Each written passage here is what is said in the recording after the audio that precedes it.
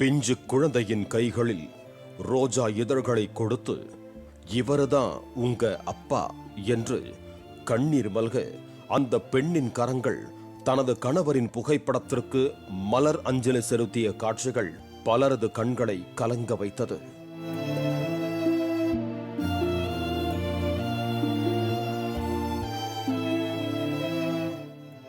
அந்த பெண் யார்? இரட்டை குழந்தைகளுடன் வாழ்வாதாரத்திற்கு என்ன செய்கிறார்? உடல் உறுப்பு தானத்தை பாராட்டி சான்றிதழ் வழங்கிய அரசு அவர்களை ஊக்கப்படுத்தும் வகையில் நிதி உதவியோ அல்லது வேலை வாய்ப்போ வழங்கியிருக்கலாமே என்பது பலரது ஆதங்கமாக இருந்தது. செத்தும் கொடுத்த சீதக்காதி போல சாலை விபத்தில் உயிரிழப்பதற்கு முன்பாக தனது உடல் உறுப்புகளை தானமாக எழுதி கொடுத்த இளைஞர் பழனிவேல்தான் அந்த பெண்ணின் கணவர்.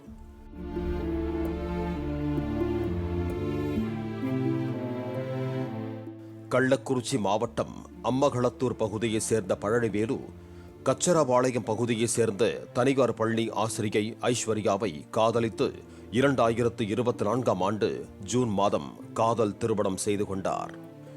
சென்னையில் தனியார் நிறுவனம் ஒன்றில் வேலைக்கு சேர்ந்த பழனிவேலு அங்கு வாடகை வீட்டில் குடியேறினார். ஐஸ்வர்யா கர்ப்பமாக இருந்தபோது 2025 பிப்ரவரி மாதம் கள்ளக்குறிச்சி மாவட்டத்தில் உள்ள வீட்டில் இருந்து சென்னைக்கு மனைவி ஐஸ்வர்யாவை ரயில் ஏற்றிவிட்டு பழனிவேல் தனக்கு சொந்தமான இருசக்கர வாகனத்தில் சென்னைக்கு வந்தார்.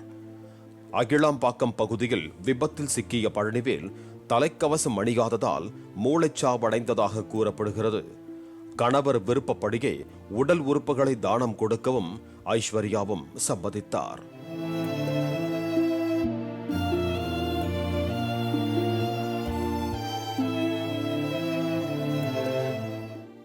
நிறைமாத கர்ப்பிணியாக இருந்த ஐஸ்வர்யாவுக்கு சேலம் அரசு மருத்துவமனையில் ஆண் குழந்தை ஒன்று பெண் குழந்தை ஒன்று என இரட்டை குழந்தைகள் பிறந்தன. அதன் பிறகு கள்ளக்குறிச்சி மாவட்ட ஆட்சியர் அலுவலகத்திலும் தாலுகா அலுவலகங்களிலும் தனக்கு ஆதரவற்ற கைம்பெண் கலப்புத் திருமண சான்றிதழுக்கு விண்ணப்பம் செய்தும் இதுவரை கிடைக்கவில்லை என்கிறார் ஐஸ்வர்யா.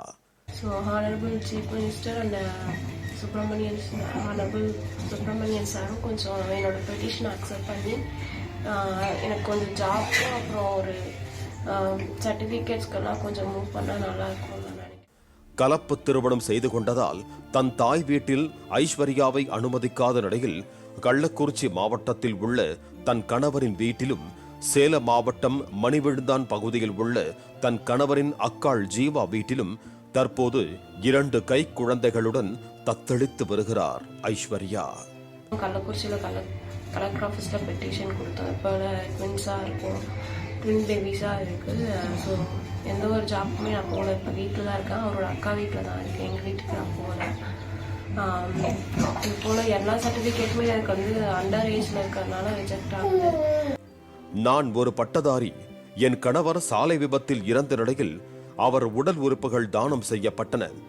எனக்கு முறையாக கிடைக்க வேண்டிய சலுகைகள் கிடைத்தாலே யாரையும் எதிர்பார்க்காமல் எனது 2 குழந்தைகளையும் காப்பாற்றி விடுவேன் என்கிறார் ஐஸ்வர்யா.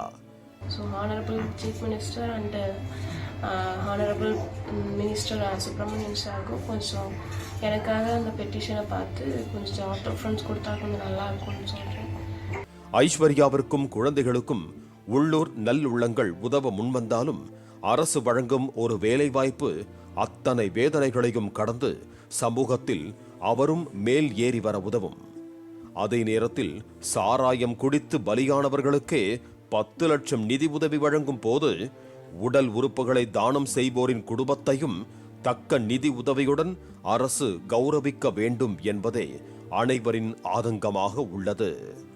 பாலிமர் செய்திகளுக்காக ஆத்தூர் செய்தியாளர் அரவிந்த், வினோத்குமார் மற்றும் வேல்ராஜ். பிளே ஸ்டோர் மற்றும் ஆப் ஸ்டோரில் இருந்து பாலிமர் செயலியை QR கோடு மூலம் பதிவிறக்கம் செய்யுங்கள். செய்திகளை உடனுக்குடன் பெறுங்கள்.